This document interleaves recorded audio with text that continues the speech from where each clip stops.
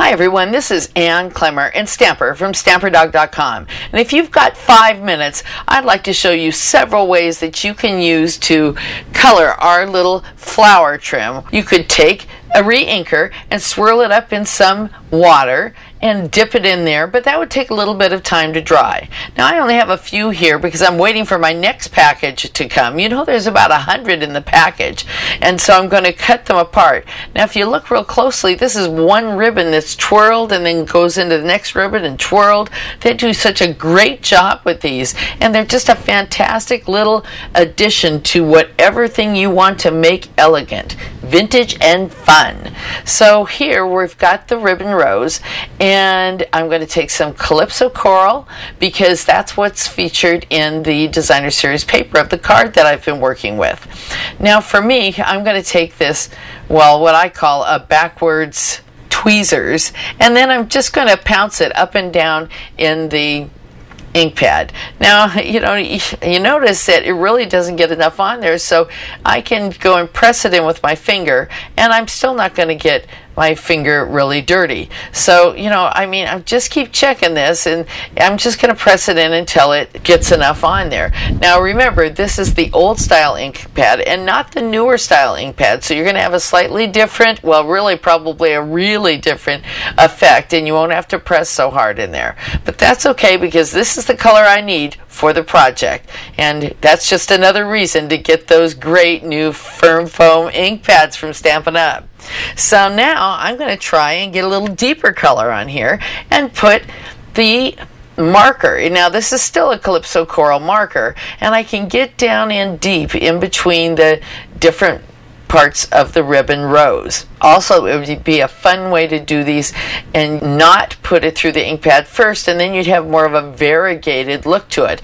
But still, we're going to have more dimension because we use two different ways to color this, once with the ink pad and the other with the marker. Now, when I went to the leadership conference in Orlando with Stampin' Up! In 2013, Shelley Gardner, our CEO and co-founder, she happened to do these ribbon roses after I had already filmed this. So here, let's see what she has to say. What she did was she took her sponge dauber and then she put the ribbon rose upside down and then she daubered it so it got ink from both sides. And look at what a true color came out.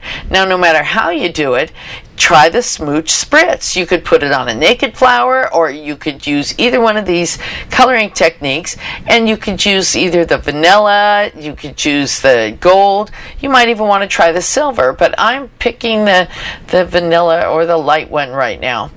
And I know some people say not to shake them, but it doesn't seem to give me any problems when I do, except for there are bubbles in there. Now this is the cardboard or chipboard off the back of some Specialties Designer Series paper. Now another thing you could do is take some of that re-inker and mix it with alcohol and then spritz that on there. But any way you can to get the look that you want so it'll look nice on that card, and that's the card we'll be working with in just a minute. Now I like a little bit more bling, so I'm going to try and spritz this again. And some people say that if you hold your spritzer upside down on the last few pumps to clear it out, that will keep the spritzer from gumming up. So because it's trying to get a lot of color through there. So here we're going to spritz it right side up, upside down, sideways, whatever way. It looks really glittery. Maybe not on the camera, but in real life it looks really fine. Now I'm just going to lightly hold this and then trim off the excess netting with my ribbon scissors. And so that, I don't want that peeking out a lot. And it's, look at my hands. I've kept them pretty clean so far. So here's our card. And you notice we've got that little greeting down there that's only available through January 22nd. I put a little Stampin' Dimensional on there and just stick it to it, and there it is. Now, it's a great look, and it hides any inconsistencies on how you may have cut the inside of that teacup handle. This is Ann Klemmer and Stamper from StamperDog.com, just trying to put a little ink, paper, and fun into your day.